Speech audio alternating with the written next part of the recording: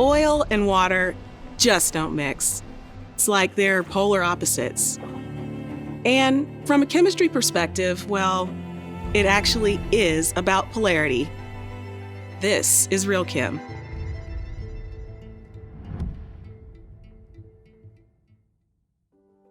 Oil and water are a great example of the impact of polarity associated with different kinds of bonds. You may already know the differences between covalent and ionic bonds, but the reality is that these bond types actually lie at opposite extremes of a spectrum, with many intermediate bonds between them.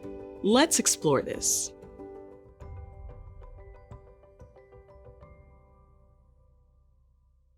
The spectrum from covalent to ionic bonding is all about how the two atoms involved in the bond share or fail to share electrons.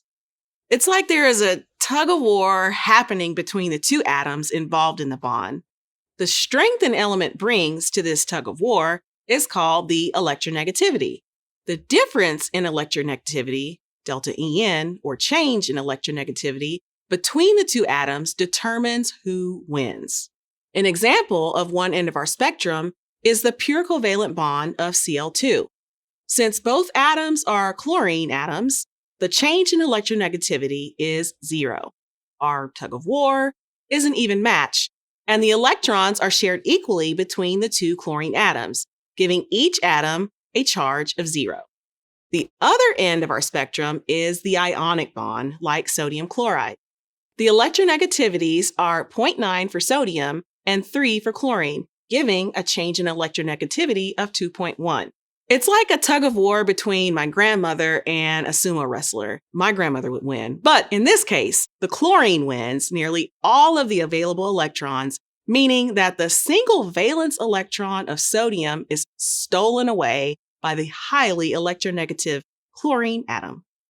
The loss of an electron by sodium gives it a charge of +1. The gain of the electron by chlorine gives it a charge of -1. Pure covalent bonds and pure ionic bonds are at opposite ends of our spectrum. So far, fairly straightforward. So what happens in the middle of the spectrum? Consider HCl. Chlorine is more electronegative, 3.0 versus 2.1, so it will win the battle for electrons. But the electronegativity difference is not that large. The change in electronegativity is 0.9, so it's not winner take all. Instead, electrons are shared between the hydrogen and the chlorine, with chlorine getting more of the available valence electrons. As the chlorine has a bigger share of the negative electrons, it is slightly negative. Its charge is not a full -1, and we show this as delta minus.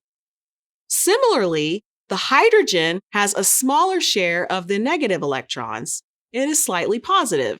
So we show this as delta plus. We call this a polar covalent bond.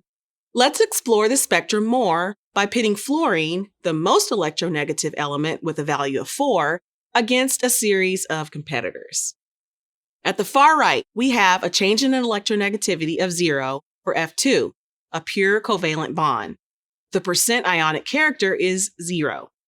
The percent ionic character increases as fluorine is paired with other atoms with increasingly lower electronegativities. So oxygen, nitrogen, carbon, boron, beryllium, lithium, sodium, potassium, until on the far left, we have cesium fluoride with a change in electronegativity of 3.3.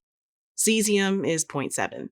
The change in electronegativity is so large, we have nearly a pure ionic bond with 92% ionic character. So at what point should we say we have switched from a covalent to an ionic bond?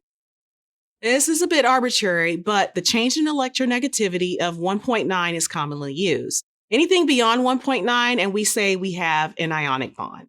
The arbitrary nature of the change in electronegativity being 1.9 arises from trying to put restrictive labels on the amazingly beautiful phenomenon we call the chemical bond. So, coming back to that old adage, why don't oil and water mix? Well, in short, It boils down to the fact that they lay on our spectrum in very different places. If we understand this, a lot starts to make sense. So explore and remember to have fun.